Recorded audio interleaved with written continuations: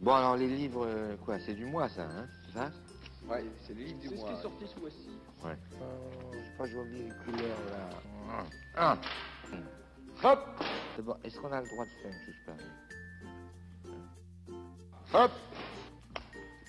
À lire d'une main parce que de l'autre, on se ronge les ongles. Hop. Salut à tous et voici une première vidéo de lecture du mois. Alors je vais parler tous les mois d'un manga, d'une BD et d'un comics. Alors par manga, BD, comics, j'entends en fait en gros une BD asiatique, ça pourrait aussi être un manhwa par exemple, une BD coréenne, ça pourrait être un comics australien et une BD italienne. Voilà, mais en gros le but c'est d'essayer d'un peu moins compartimenter la BD, le manga et le comics, et de davantage, quand on parle de la BD en fait de manière générale, c'est de davantage concilier ensemble les différents types de bandes dessinées et qu'on s'en fout un peu de la géolocalisation en fait. Enfin, qu'on ne tienne pas autant compte, de mettre un peu plus de porosité en fait là-dedans. Parce que voilà, la bande dessinée ça reste un champ en soi et ce serait dommage, par exemple, si on était cinéphile, de ne s'intéresser qu'au cinéma américain, même si évidemment on peut avoir des préférences et davantage d'affinités avec l'un ou l'autre type de cinéma ou de bande dessinée dans le cas présent quoi. Alors voilà, ma dernière vidéo d'analyse c'était sur Donjon. Alors je vais bien sûr parler d'une des deux sorties de Donjon qu'il y a eu en janvier, et donc c'est un peu le grand retour de cette série. Alors j'ai décidé de parler de Donjon Antipode, la nouvelle sorte de donjon qui sort avec côté de Zénith, Crépuscule, etc. Alors ça a été dessiné par Grigori Panazione, et donc le concept de ce nouveau donjon de type Antipode, en fait, c'est de raconter Donjon à partir de 10 000 albums avant le premier Donjon Zénith. Par exemple, Potrominet, où on suivait les aventures du gardien quand il était jeune, en Hyacinthe de Cavalaire, ça remontait à seulement 100 albums avant le premier Donjon Zénith.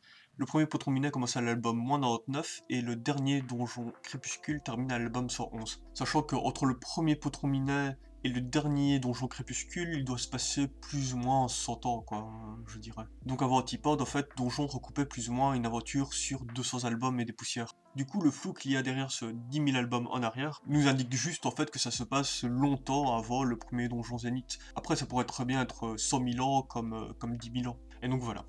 Donc voilà, je trouvais ça assez intéressant, surtout que c'est déjà prévu apparemment de faire un donjon Antipode plus, encore une autre sorte de donjon, où on va être 10 000 albums après Donjon Zénith.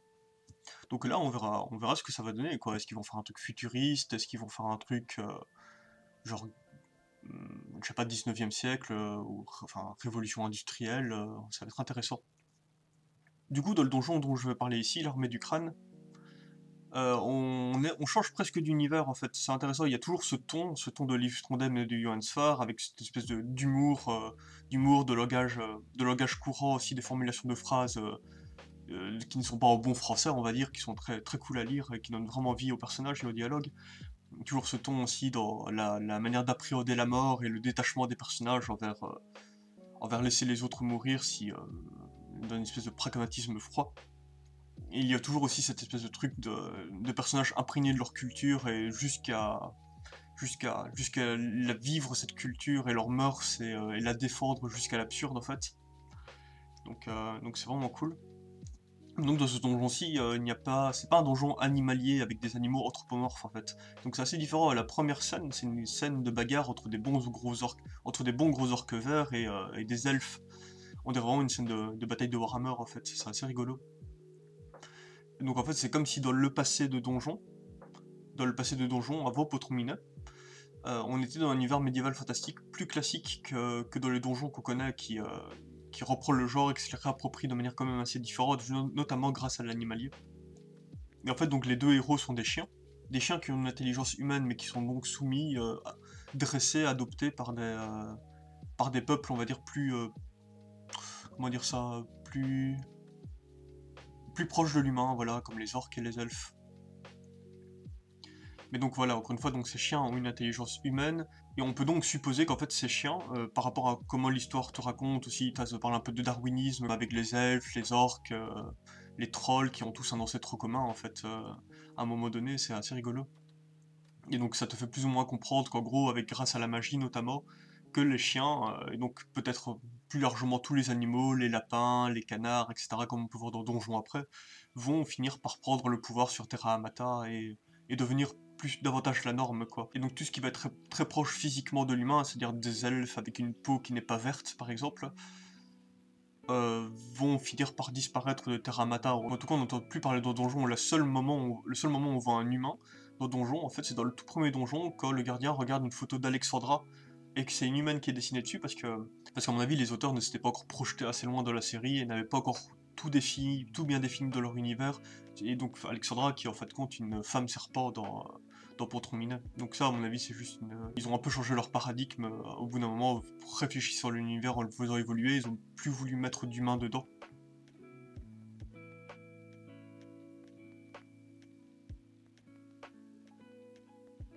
Ici, avec les deux chiens héros, dont l'un des deux voit déjà une sorte de vision, comme quoi ils vont tous les deux devenir des êtres de légende dans ce monde. Donc on va sûrement tous les deux les voir mettre en place le royaume de Clérobar, qui sont des horribles, qui sont des abjects, qui sont un peuple abject de chiens esclavagistes qu'on voit dans un donjon parade.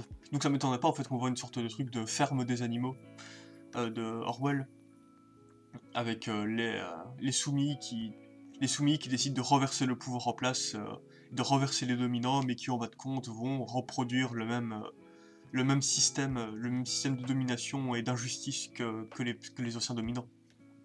Et donc voilà, c'est vraiment cool de voir quelque chose qui tombait un peu de source, qui coulait un peu de source, avec Lewis Trondheim quand il a dessiné le premier Donjon Zénith, vu que Lewis Trondheim c'est quelqu'un qui aime bien dessiner l'animalier pour dessiner ses personnages avec des caractères humains.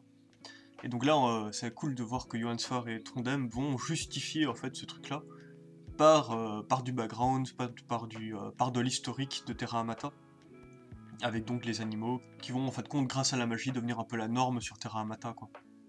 Ce que j'aime aussi dans ce donjon, donc c'est le duo. Le chien bulldog et le petit chien domestique, qui sont donc tous les deux issus de brassage génétique et de sélection, etc., artificielle par leur maître. Les chiens d'orques et en plus une gueule d'orque, ils les font en plus à leur image, quoi. Ils servent plus à l'attaque, etc. Tandis que le chien d'elfe est plus un chien d'apparat, un chien mignon, comme nous on fait des chihuahuas qui sont un peu des aberrations, est-ce que c'est le bon mot?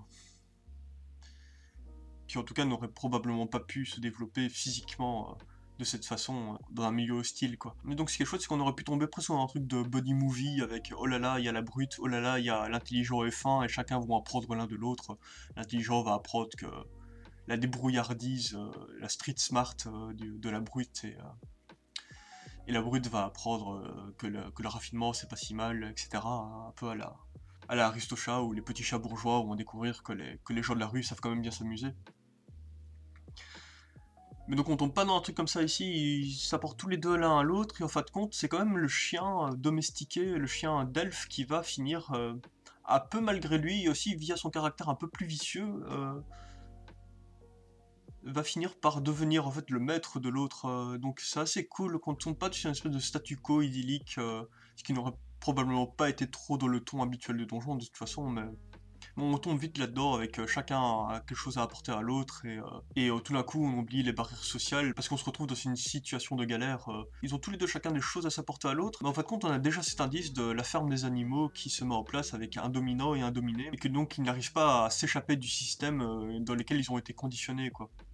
Le gros chien retrouve son rapport de maître et animal qu'il avait avec son orque, et le chien elfe qui sous-entend donc qu'il vient d'un milieu bourgeois, il dit qu'il a un appartement, ce qui est très drôle dans ce contexte de médiéval fantastique. Et donc voilà, donc c'est ce chien qui est habitué à être au-dessus de la pyramide sociale, on va dire ça comme ça, qui finit effectivement par dominer l'autre chien. Voilà, autre truc intéressant, c'est qu'il y a aussi une application qui est proposée pour apporter du bonus à ces deux donjons. C'est l'application Delcourt Soleil Plus, donc à installer sur son smartphone ou sa tablette. Et donc en fait, ça te permet de superposer ton écran, de faire un truc de réalité augmentée par rapport à chaque page en fait. Et donc sur chaque page va se superposer le crayonné, le découpage de la page en question en fait. Donc c'est assez cool parce que ça te permet donc de voir, d'enfin avoir un peu accès au making-of de la bande dessinée, ce qui manque complètement en fait dans ce domaine, je trouve. J'en avais parlé dans ma vidéo sur la BD numérique, où j'exprimais mon incompréhension par rapport justement Au cinéma par exemple ou sur les DVD, c'est devenu largement la norme qu'on ait des bonus et qu'on voit des interviews d'acteurs, de réalisateurs, qu'on voit, je sais pas moi, la construction des décors, des effets spéciaux, des réflexions qu'il y a autour du projet du film. Voilà, donc ça c'est devenu quelque chose de complètement normal dans le film. Et on y a accès, et si on nous enlevait ça, ça ferait chier pas mal de personnes, quoi. Mais dans la bande dessinée, c'est pas du tout le cas, en fait. On nous édite par exemple des éditions noir et blanc, c'est quelque chose que j'adore. D'ailleurs, par exemple le donjon de Blutch, Mon fils le tueur, mais voilà, c'est une édition noir et blanc magnifique, plus grande, etc. que la BD normale, mais c'est tiré en nombre d'exemplaires vraiment très limité. Et après, une fois que c'est écoulé, ben c'est fini, on n'y a plus accès à part une poignée de personnes qui ont eu la chance d'avoir cet album-là. Ou qui ont aussi pu se permettre de l'acheter, parce que forcément c'est des tirages plus limités, plus grands, ça se veut des éditions de luxe, donc forcément ça coûte plus cher, quoi. Et voilà, bon, ça me paraît toujours être une espèce d'aberration de pas vouloir montrer davantage les making-of ou même les noirs et blancs de la bande dessinée. Donc pour combler un peu ce truc-là, Delcourt propose donc cette application. Application qui est cool, parce que ça te permet effectivement d'avoir accès à des choses que je trouve utiles pour la culture de la bande dessinée, et notre compréhension, et notre appréciation, etc. Mais, euh, mais ça reste gadget, quoi. C'est pas du tout pratique de devoir scanner chaque page les unes après les autres pour avoir enfin accès à un peu de découpage et un peu de crayonné. Si tu veux avoir tout l'album comme ça, putain, t'as pas cette facilité au plus de feuilleter, etc., de vraiment pouvoir comparer et de pouvoir fouiner un peu dans les découpages. Enfin, c'est dommage, quoi. Pour moi, donc, le mieux, ce serait éventuellement de payer un bonus, je sais pas, moins d'1,50€ pour avoir accès au découpage d'une bande dessinée quand tu en achètes une, sous forme de livret vraiment pas cher, ou même mieux de PDF via des codes, etc. Je sais pas trop, avec un système de Steam à la jeu vidéo, ce serait beaucoup plus simple à mettre en place.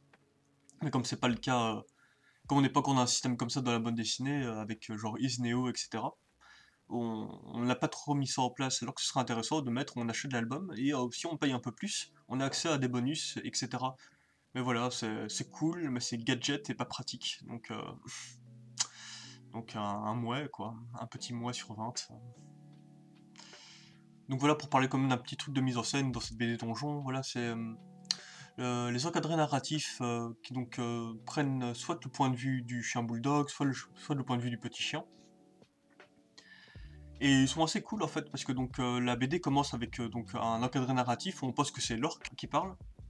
Mais en fait, on se rend compte que quand l'orque qu'on croit suivre meurt, et que l'encadré narratif continue dans la réflexion de la narration, qu'en fait, donc c'est le chien bulldog qui nous parlait directement. Et donc en fait, après, cet encadré narratif est aussi utilisé et s'alterne avec le gros chien et le petit chien. Donc en fait, c'est assez cool parce que ça utilise le fait donc, que la bande dessinée n'a pas de voix. Et donc une parole, quand elle n'est pas clairement définie sur une personne, peut rester abstraite sur la personne qui l'a prononcée. Et donc c'est une bonne manière de mettre en avant la relation des personnages, vu que le chien se définit clairement comme étant issu de la culture orque, sous tous les aspects, bons comme mauvais, etc. Il pense comme un orque qui se considère vraiment comme une espèce de sous-orque. Et donc le fait de montrer une narration ambiguë dès le début entre est-ce que c'est l'orque ou est-ce que c'est le chien qui parle, et jouer là-dessus, donc ça montre à quel point le chien est immergé là-dedans, et se sent en fusion avec sa culture, et avec les objectifs de l'armée avec laquelle il combat, quoi. Et puis ensuite, le fait de passer d'un encadré narratif du gros chien à un encadré narratif dédié au petit chien, ça anticipe déjà le glissement qu'il va y avoir du gros chien vers le petit chien dans son rapport de domination et d'identification envers donc son nouveau maître qui est le petit chien. Voilà, et pour parler quand même rapidement du dessin de Panattione, bah, j'avais jamais rien lu de lui avant, j'avais juste déjà feuilleté sa BD, Un océan d'amour, avec le petit pêcheur et les sardines. Mais sinon, j'avais jamais rien lu de lui et j'ai vraiment beaucoup apprécié son dessin en fait. Il y a le côté rush, il y a un bon équilibre entre le côté rush et le côté précis dans les expressions qui vraiment fonctionne très bien en termes aussi d'équilibre dans le niveau de détail.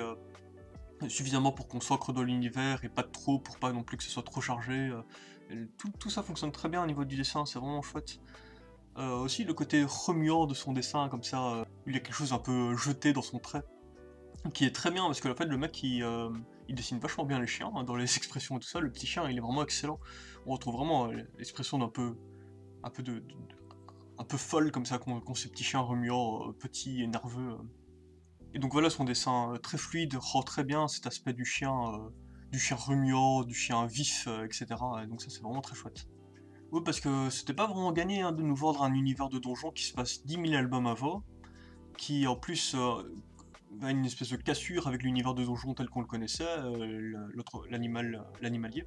Mais comme on retrouve toujours cette espèce de ton vraiment particulier dans l'écriture de donjon, dans les dialogues notamment, et aussi dans la manière dont les personnages appréhendent la vie, on va dire, dans l'espèce de pragmatisme à la fois froid et rigolo. Donc voilà, le dessin arrive quand même à nous vendre cet univers qui aurait pu très bien ne pas se passer sur Terra Amata, tel qu'on le voit ici maintenant, même si évidemment, donc, comme j'ai dit, il y a les indices qui nous mettent la puce à l'oreille sur le devenir de cet univers et comment il va atteindre l'état de potron minet. Donc voilà, je suis très fan, toujours aussi un peu bien sûr cette peur, parce que Donjon, même s'il y a toujours des trous dans l'histoire de Donjon, genre comment meurt Alexandra, que devient Isis.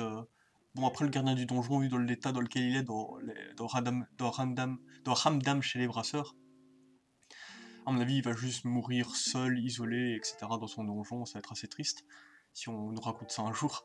Mais voilà, comme l'univers se tient entièrement, l'histoire se tient, malgré les trous de scénario qu'il y a, on pouvait se dire, bah oui, les 36 tomes sont suffisants, forment un tout cohérent, et puis si on nous raconte trop, peut-être que le fantasme qu'on s'y peut imaginer pour boucher donc ces trous scénaristiques était plus satisfaisant que la réalité qu'on va nous présenter, et qui donc elle sera figée dans le marbre dans les prochains albums de Donjon.